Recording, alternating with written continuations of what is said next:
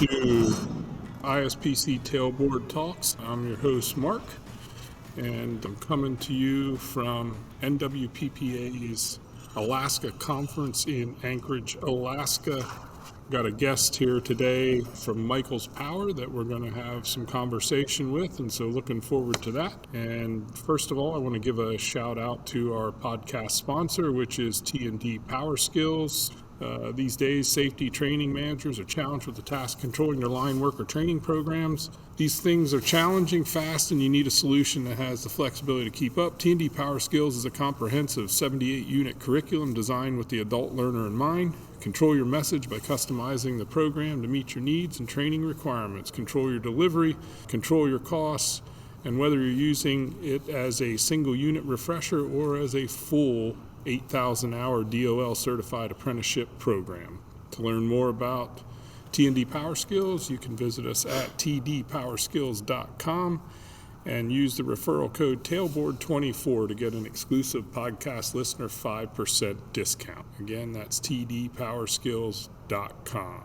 So today I'm kind of one-on-one with our guest, so we're going to change things up here a little bit. He's going to join me for our tailboard talk and then go into our normal guest conversation. So our guest this morning is Alan Ames, who is the General Manager of Transmission Distribution for Michels Power Incorporated. Morning, Alan. Good morning. How are you doing? Good. We're doing good. It's good Great to have you here. Appreciate you taking just a little bit of time out of your schedule this morning to sit and talk with me. And you're one of our customers that uses T&D PowerSkills, and so we appreciate that. And just like to from time to time sit down with our customers and see how things are going. So in our tailboard talk topic this morning, I kind of wanted to talk about the challenges in your world as a contractor when it comes to changing workforce. And so something that a lot of, maybe to a lesser degree, utilities and co-ops and municipalities might not have to deal with as much. But for you guys as a contractor, you constantly got people coming and going and moving around and changing job to job and company to company and maybe leaving, coming back. And so, quite frankly, it has to be tough to establish that sense of normalcy in your workforce when you constantly have people going in and out. So, I mean, obviously you guys are a very large contractor and a very successful contractor, but is there things that you guys have identified that kind of helps you get around that challenge? Well, I mean, like obviously our resources come through the union halls, and they're not technically Michels Power employees. That's on the contractor side, so they're free to go wherever they want. Yep. And it's a world out there of you've got consistent work. Yep. With some of these COCs, these utilities. Sure. Let's take for instance the recent hurricane. Yep. We've got jobs going. Yeah. Expectations from the customers, outages that we have to meet, and when people just get up and take their drag bag with them, it's always challenging. You're left holding the bag, and the customer looks at you and says, "What are you going to do about this, Alan?" Yeah, sure. Here's our outages in 3 weeks. Are you going to be done? And it's a constant revolving door. Yeah. So with that, obviously there's safety issues involved when you're bringing in new people all the time. Sure. And you can have your orientations on day one, but how a lot of that stuff goes. Sure. So it's an ever-changing environment. I'm not saying everybody does that. There's the people that do travel a lot, and there are the committed people that stay back. Yeah. A lot of times what we've done, we've made deals with people. We'll give you as much overtime you want on this job. Sure. Just stay and finish it. Yeah. We'll pay for your hotels. Just stay on the job, please. Yeah. And that works a lot. And I would say probably about 10 or 12 years ago, I was at a conference down in Atlanta, and I was with one of the directors from one of our utilities. We were on the same flight, and she says, "How are you going to get our work done, Alan?" And I said, "What if we paid the guys the same thing those guys are getting on storm, but they're sleeping in their beds every night?" They actually agreed and paid that. Wow. They paid that extra to keep awesome. them crews along, keep them around. So it's always a little bit different. Every storm is different. Yeah. it's a constant challenge. I mean, obviously, even as a worker, I would think if you wanted to, you wanted to stay local, stay near your family, stay on that job, I think I would take that option versus running all over the country and sleeping in hotels, maybe even sleeping in my truck, depending on how bad things got. So, There's been some ugly situations where I felt sorry for the guys where they were sleeping. yeah, exactly, for sure. I guess speaking of that, maybe we'll just touch on it a little here. But so what or did you guys play any part in kind of the mayhem that unleashed a month or month and a half ago down south? Did that kind of workforce challenge come in? Sure. Come in there? Yep. There was one particular job in Iowa that we shut down a different job. That customer was understanding. Yeah. They were flexible. We sent some of those resources to a different customer's job that Sure. there was a hard stop deadline on an outage that we had to get it done. And we offered them guys the 7 days a week, paid Nice. their meals, Nice. paid their hotels, plus their per diems, and we finished strong on it. So you got to be flexible. And Kind of when I thought about asking you that question, I never, and because I came from the utility world and I have worked at the utility in Pennsylvania that you guys worked for us there as well. And so, I saw it from time to time where, hey, nobody showed up today. Where'd everybody go? You know what I mean? And, oh, well, they sent them on storm here or something like that. And I'm like, well, what about our job? We got to get things done too. So, no, I think it's a valid thing, and obviously you guys are a fairly large contractor, right? And so Yes. you probably have a little bit more resources than some of your smaller contractors where Sure. it might not be quite as easy for them to do that, but still presents challenges and so on when it comes to maintaining that, I guess I'd call it constant workforce. So, well, we'll get into a little bit more of that as we talk here Okay. in a little bit. I want to talk some more around the safety and training side of those things. But let me give another shout out here to our sponsor, and then we'll continue our conversation. So, again, our sponsor for today is T&D PowerSkills, taking back control of your training message, delivery, and costs. T&D PowerSkills is a comprehensive 78-unit curriculum designed with the adult learner in mind. Control your costs and with flexible delivery models that scale from companies of just a few crews to large utilities and contractors. To learn more, visit us at tdpowerskills.com. Again, that's tdpowerskills.com. Use the referral code TAILBOARD2024 to get an exclusive podcast listener 5% discount. So, again, our guest is Alan Ames, the general manager of T&D for Michels Power, based out of Wisconsin. correct. Is that correct? In the central region, we call it. We have our Okay. own regions within, so, yep. Before we get into kind of you specifically, Alan, what does Michels Power look like? I know when I first started dealing with you guys when I worked for a utility, I never really recognized how many parts of the industry you guys touch. I mean, in my world, it was Michels Power, Right. but you guys do a lot more than just power. Can you just touch a little bit on kind of what you guys do in the industry? Yeah, and it's kind of funny you say it like that because I went through the same thing. Okay. I was at a utility, Alliant Energy, for 21 plus years. Okay. And when I was in field engineering, designing gas and electric facilities. Okay. And sometimes when we needed other support, outside support from contractors, we had the peepers, we had Michels Power come in. And I never had an idea how big they were either till I started working here 15 years ago. Yeah. That we were into so much stuff. Yeah. And it's really unbelievable. They was founded with pipeline work. So That's that's how where it Michels started back in Okay. 1959. Wow. It's still a family-owned business. And yes, they're into everything. It's anything infrastructure-wise, whether it be utilities, roads, piers for bridges, stuff like that. It's just amazing. I don't even know what made me do it one day. I just looked you up on the web, and I was like, holy crap, they're really quite broad. Yes, there's a lot of moving parts. It's the company's very well diversified. Okay. When one sector is slow or something, and let's just take when 4 years ago when the pipeline world got shut down a little bit there. Sure.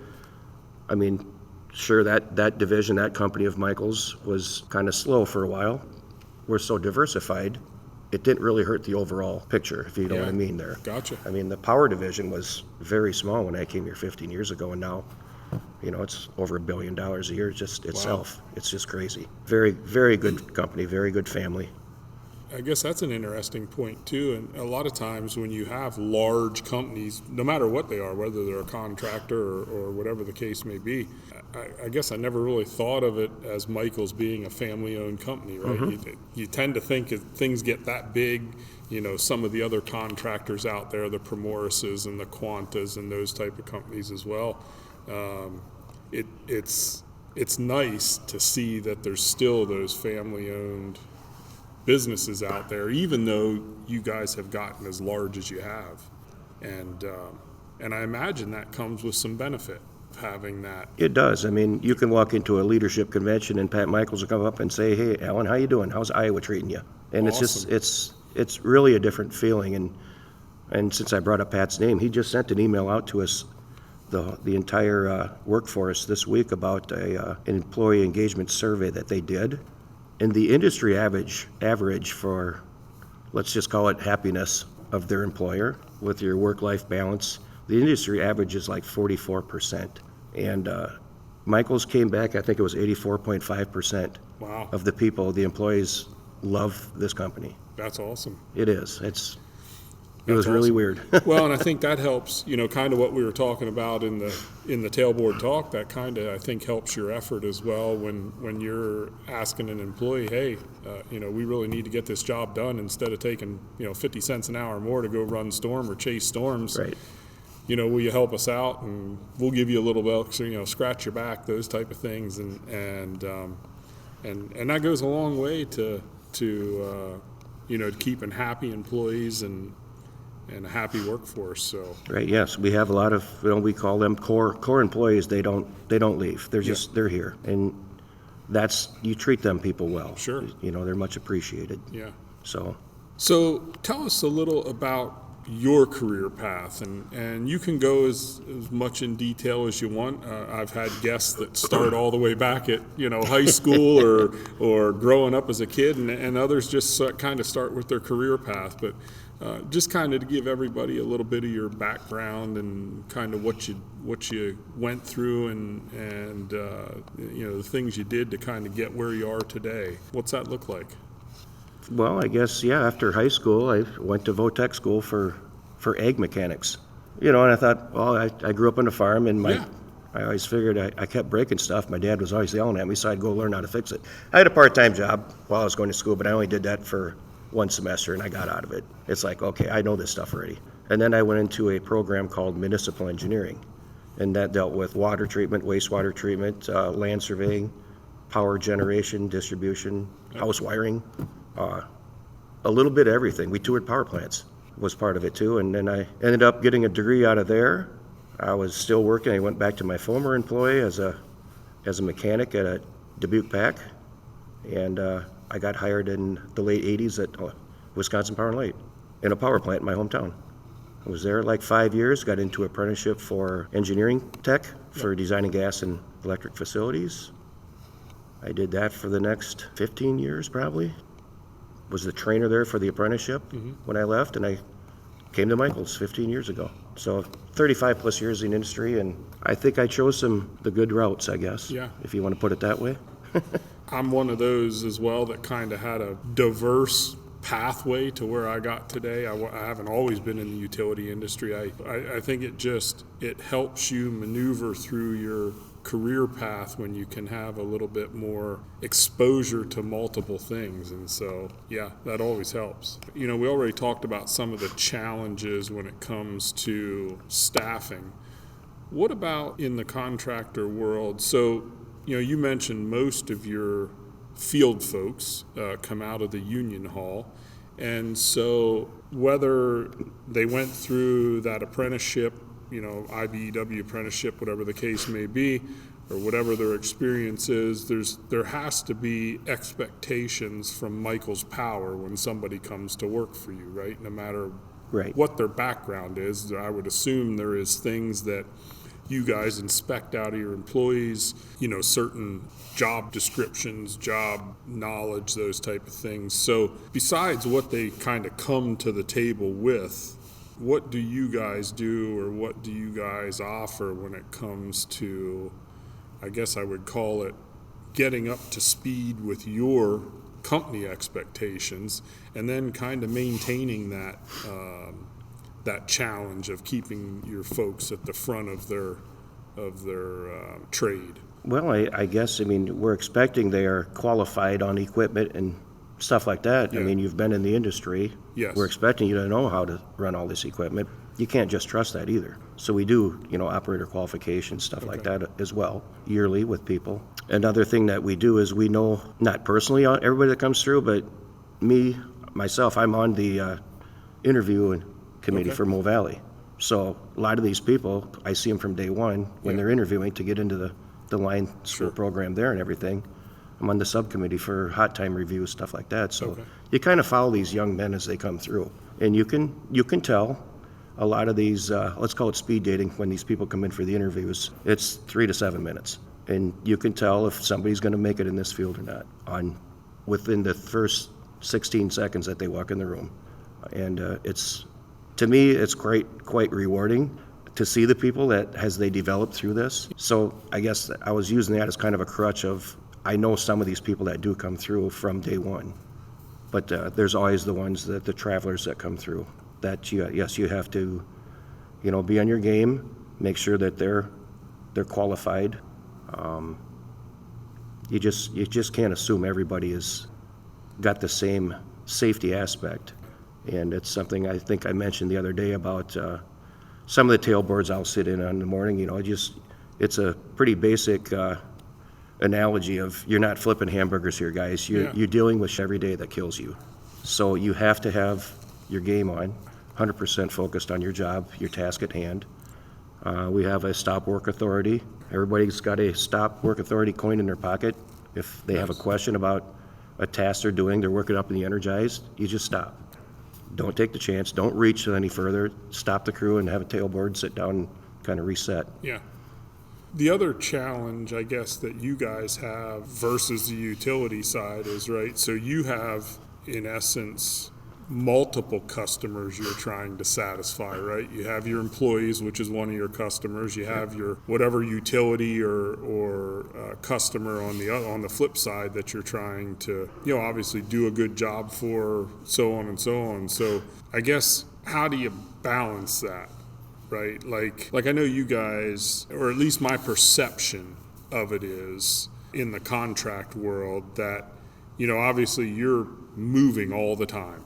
Is it just kind of understood from the day that people you hire and people that work for you come in the door that, listen, you're just going where we need you to go?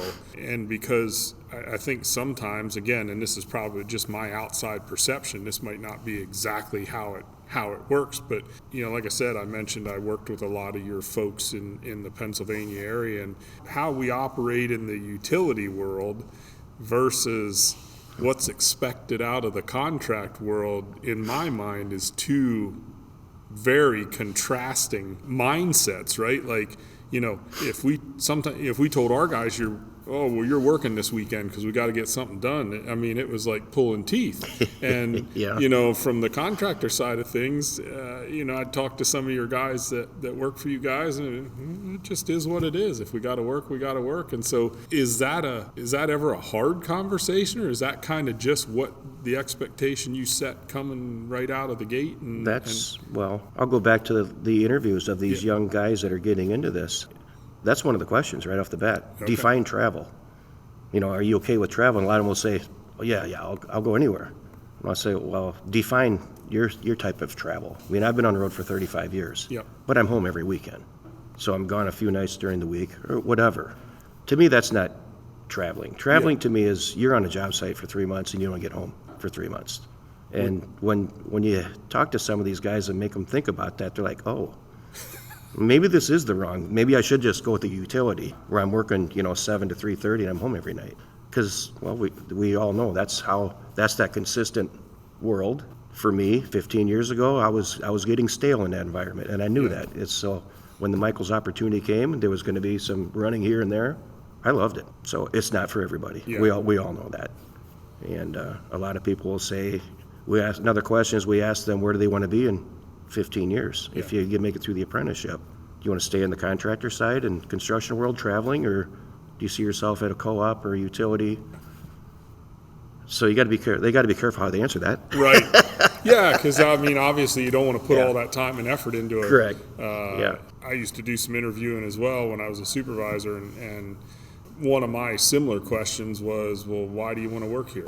That was a carefully treaded path there, because I had some people that said, well, I'm just trying to get my foot in the door. Exactly. Well, I'm not sure I want to be the one that, spends Puts the the next time and 5 to effort. 7 years putting effort into you, and then you decide you're going to leave on me. So, yeah, that's definitely a challenge. And that's something, I mean, and there where I'm just talking about the field people, but, our project management group as well, we have, people that like to go sit on large jobs. Sure. And go home every 3 weeks or something like that. 3 out, and a week back home working from home, catching up on paperwork. But that takes a special type of person as well. And again, that question is asked, where do you want to work? Where do you want to be? And some people, some relationships, it's better that way. But we treat them people just as well too. It's just, if you're getting into this, you can be on a COC contract where that's the next 5 years you're in this area. And they're great with that. And then you got the other project managers that love to travel and just run one large project. So, and we, obviously we have programs in place. If you're that type of person, we have project pay. We pay them extra stuff, extra money or something to go do that. And the crews are working 7 days a week, and we make it right with them. And that's reflected in that survey that just got turned in I was talking about. People are happy. If they're happy, they're going to produce for you. Absolutely. So what does advancement, or for lack of a better term, moving up the ladder look like when it comes to, I guess we'll just stick with your world at Michels, right? But is there opportunity there? Always, yes. I mean, with the growth that we've seen internally here in the last 15 years, I mean, there's a lot of these people that are, late 30s, early 40s, they're into regional managers, general manager roles now. And that's that workforce, aging workforce. Obviously, I'm raising my hand. I'm one of them. Yeah, so sure. That's the growth that's coming in the utility world too. All these MISO build-outs and stuff that's coming over the next 10 years. Yeah. We need people. Yeah. And if you're that type of person that wants to get involved, raise your arm, and if you want to travel, let's go. So going to be a lot of work out there in the future here. I was going to ask you, where you see the kind of contractor world going moving forward, because probably back in 2010 or so started this electric utility boom, especially at the utility I worked for. Started that boom, and you guys were a big part of that. Mm-hmm. And then we heard this is going to start to drop off around the 2022, 23, 24 range, and then kind of the solar and the renewable energy boom started coming along, and well, now that's going to go it's not going to drop, right? We're just going to, is there ever an end in sight? People want their lights on. You got to build and maintain with the growth. Yeah. And maintaining is a big thing as well. So I don't see anything slowing down. I don't either. And I think with the constant evolution of the power industry, infrastructure in general, right? I mean, even in all your other businesses that Michels has, I don't see where it ever stops. I mean, you constantly need to upgrade the roads and the pipeline. And it just, I don't know that it ever stops. So. Yeah, you can sit back and watch it, or you can invest in that and get into it and take advantage of that. Yeah. I guess maybe the last thing, let's just touch on, somebody's out there, right? These kids, getting into their latter years of high school, or maybe they've just gotten out of high school and are contemplating, do I go to school? Do I go to a trade school? Do I just try to find a job? Obviously, the labor market let's face it, there's probably right now maybe a 40 to 50,000 worker shortage when it comes to the electric utility industry across the entire United States. So, if I'm that kid coming out of school and I'm looking, all right, what do I do? Where do I go? What's next in my life? Again, maybe my perception, but I feel it might be a little easier to get tug on with a contractor to jumpstart your career and get some experience. Correct. And wrong or right, I think getting into the utility world, you almost got to know somebody to kind of help you navigate that path. And I think, the contract world may be a little bit easier to hook on. It might not be the easiest path to follow, like we talked with all the travel and all that stuff, but where, if I'm that kid, what do I... Go sign the books at the local union hall. Let's being a union contractor. Yep. Go sign the books, get on a job site as a groundman, and apply for the apprenticeship if you want to go that route. Okay. You can get in there. You can go overhead or underground. You go learn how to run a drill. Be on the underground side. Get into the apprenticeship and make good decisions out there. And we were all young once, so I feel that message isn't getting to them. And I know Michels as a whole, we have a recruiting group that does go visit the high schools, and when they have the career days, stuff like that. We have, I was just this morning, a couple interviews for interns. We take interns their freshman year of college, employ them for 3 months out of the summer. And this year it'll be another over 100 people. Get some exposure out there. Yeah. I mean, it's a good career. It's a fruitful career if you're not afraid to work. Now my son's grown now; he's in his early 20s. But when he was coming towards the end, him and his buddies, I'd be like, learn a trade. You'll never be without a job. Correct. I mean, if you can do something with your hands, build stuff, whatever it may, lineman, electrician, plumber, carpenter, figure out something you can do with your hands, and you'll never be unemployed in your life. If you're not the school guy, right, that wants to go sit another 4 years in school. And a lot of times, going this route, you can get your, you mentioned the apprenticeship program. You get on with the right contractor. That's part of your compensation, right? Correct. They'll help you through that pathway. So for folks that don't necessarily have the financial means to go the traditional path through school, it's a good 4 avenue. years of college, and here that you're paid on the job, and you get to see the country for free. Yeah. And do it when you're young. Oh, absolutely. Because when I hit about the same thing with all the overtime. When I got about 45 or maybe just a couple years, I'm like, all right, I've done my 25-year stint of that.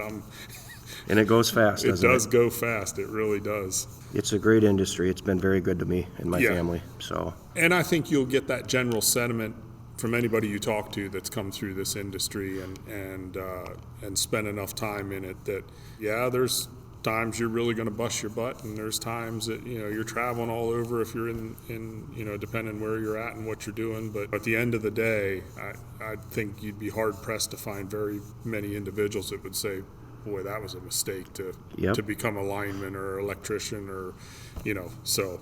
And what does everybody say? It's such a big industry, yet it's so small. It is. Because you might see that same person again 5 years down the road, they might have a different cap on. Yep. But you know them. Yeah. And it's I'm in Alaska here, and there's a couple of people I know. Yep. Yeah, it is. Like I said, they're wearing a different hat now. But sure. It is a small world. The line industry or the electric utility industry in general, like you said, as big of a entity as it seems to be because of what gets taken care of and built and maintained, it really is a very small knit. It's almost like a fraternity, like being in the military or being in the law enforcement or something to that nature. It really is a good career, and so for everybody out there, if you're listening and thinking about getting in this career, there's contractors out there like Michels that are awesome places to work and probably a little easier to get into than a utility or something of that nature, but the pathways are there, and like I said, it's not slowing down. Yeah, you're not going to be without work. No. You get into the utility industry, you will have a career that you can absolutely retire from, and the pathway is really up to you what you want to do and what you want to take. So.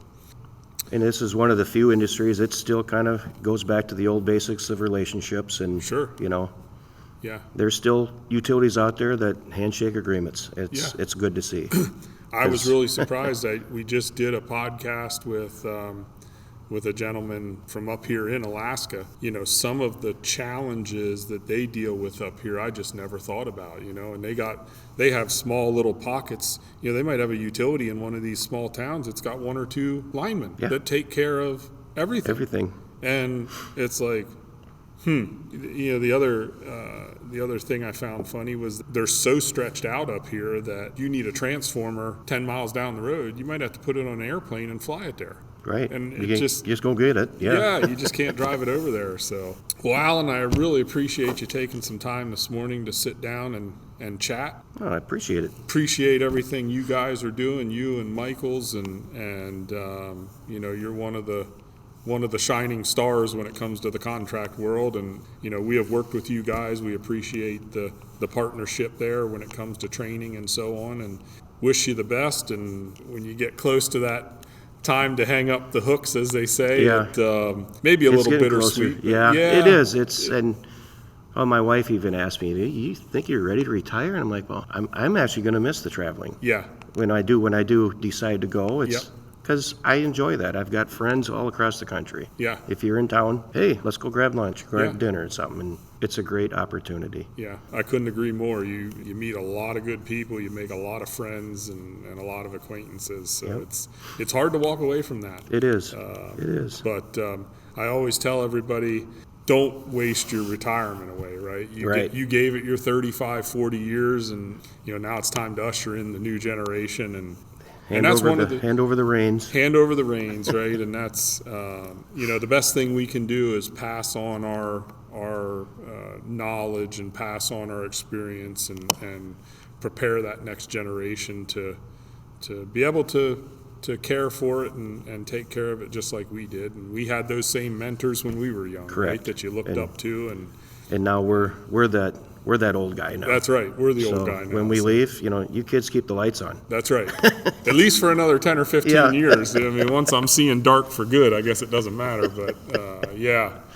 Well, again, Alan, I really appreciate you taking the time to sit down with me and thanks for asking me. Have a conversation, and appreciate what you guys do, and we'll stay in touch, and who knows, maybe we'll run into each other and back in the lower 48. Yes. So I haven't been out east in a while, so. Okay. Thank you. All right. So just one last shout out here to our podcast sponsor again, T&D PowerSkills. You know, safety training is a challenge, and things are changing fast, and you need a solution that's flexible to keep up. T&D PowerSkills is a curriculum designed with the adult learner in mind. Control your delivery with flexible scale, from single unit refresher training to fully DOL certified 8,000-hour apprenticeship programs. Control your costs and flexible delivery models and scale from companies no matter what size they are. To learn more, visit us at tdpowerskills.com. Again, that's tdpowerskills.com. And use the referral code TAILBOARD2024 to get an exclusive podcast listener 5% discount. Got to say, the views and opinions shared in this podcast are the personal viewpoints of the participants and may not necessarily reflect the stance of the Institute for Safety and Powerline Construction and its staff. It's highly advised to consult your company management before implementing any actions or policy changes. Please support the sponsors bringing this content to you. For more episodes of ISCPC Tailboard Talks, subscribe to your favorite podcatcher and be sure to leave a review. We'd love to hear from you. Again, thanks to our guest today, Mr. Alan Ames with Michels Power Corporation. Appreciate his time and insight. And until next time, I'm Mark, your host, and we will see you again on ISPC Tailboard Talk.